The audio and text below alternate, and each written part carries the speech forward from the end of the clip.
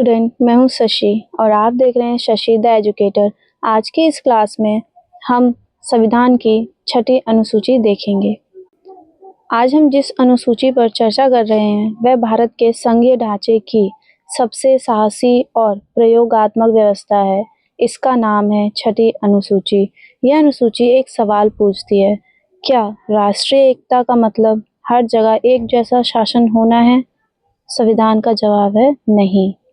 पूर्वोत्तर भारत की ऐतिहासिक पृष्ठभूमि को देखते हैं। पूर्वोत्तर भारत भौगोलिक रूप से अलग, सांस्कृतिक रूप से विविध, औपनिवेशिक शासन से अलग अनुभव। ब्रिटिश काल में इन क्षेत्रों में इनडायरेक्ट रूल था। स्थानीय परंपराओं को काफी हद तक छोड़ा गया। संविधान निर्माताओं ने समझा, अगर अचानक पूरी तरह मुख्य धारा का कानून लागू किया गया तो असंतोष बढ़ेगा। 6 शेड्यूल का संवैधानिक तर्क। इसलिए छठी अनुसूची बनाई गई ताकि स्थानीय स्वशासन मिले, सांस्कृतिक पहचान बने, भारत की एकता बनी रहे। यह अनुसूची कहती है, पहले स्थानीय समाज को समझो, फिर शासन लागू करो। अब हम दोनों अनुसूची को कंपेयर करेंगे, 6 शेड्यूल वर्सेस 5th शेड्यूल। यहाँ स्टूडेंट अक्सर भ्रमित होते हैं, इसलिए साफ तरीके से समझिए। 5वीं अनुसूची, गवर्नर की भूमिका ज्यादा, राज्य का नियंत्रण बना रहता है। 6ठी अनुसूची, गवर्नर की भूमिका सीमित, ऑटोनोमस काउंसिल सबसे शक्तिशाली। यानी 6ठी अनुसूची 5वीं से एकदम आगे की स्वायत्तता है। एडीसी सीधे चुनी जाती है स्थानीय जनता द्वारा। इनके पास अधिकार है भूमि के हस्तांतरण पर, वन संसाधनों पर, स्थानीय कर लगाने पर, कस्टमरी लॉ लागू करने पर। यह शक्ति किसी पंचायत से कहीं ज्यादा है।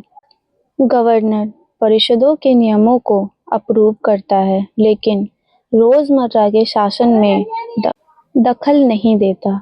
यह संतुलन जरूरी है ताकि स्वायत्तता भी रहे और संविधान की सीमा भी। विकास वर्सेस पहचान।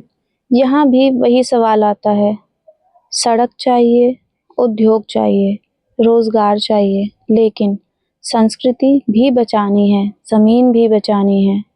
6ठी अनुसूची इस टकराव को स्थानीय स्तर पर सुलझाने का प्रयास है। अब हम देखेंगे 6ठी अनुसूची की आलोचना और उसके सामने चुनौतियां। आलोचक कहते हैं विकास धीमा है, परिषदें भ्रष्ट हो सकती हैं। समर्थक कहते हैं पहचान सुरक्षित है, अलगाव कम हुआ है। सच्चाई यह है, 6ठी अनुसूची कोई परफेक्ट मॉडल नहीं, लेकिन आवश्यक मॉडल है।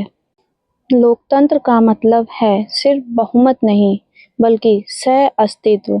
6ठी अनुसूची यह सिखाती है कि एकता एक रूपता से नहीं, सम्मान से बनती है। अब तक हमने देखा आदिवासी संरक्षण 5वीं अनुसूची में एंड गहरी स्वायत्तता 6ठी अनुसूची में।